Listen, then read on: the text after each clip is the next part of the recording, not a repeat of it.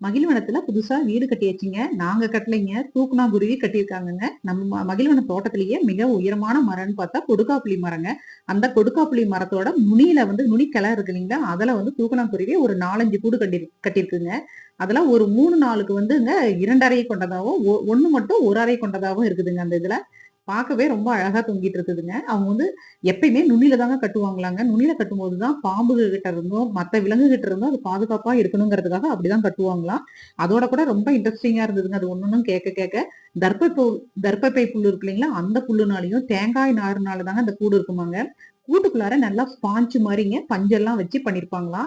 அதுக்கு நல்ல காற்றோட்டமான இருக்கிற இடத்துல தாங்க கட்டுவாங்களாம். அதோட கூட ரொம்ப இன்ட்ரெஸ்டிங்கா அந்த குஞ்சுகளுக்கு வந்து லைட் வெளிச்சம் வேணும்னு சொல்லிட்டு களிமண் இருக்கு இல்லைங்களா? அத கொண்டு வந்து வச்சு அதுக்கு மேல வந்து மின்மினி பூச்சிகள வச்சுருவாங்களாங்க வெளிச்சத்துக்கு.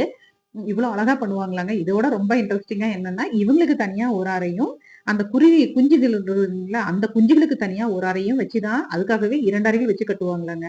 இதோட எல்லாத்தோட ஒரு ஹைலைட் என்னன்னா, பெண் குருவிக்கு புடிச்ச மாரி தாங்க அந்த வீட்டையே கட்டுவாங்களாங்க. பெண் குருவி வந்து பாக்குங்களாம்.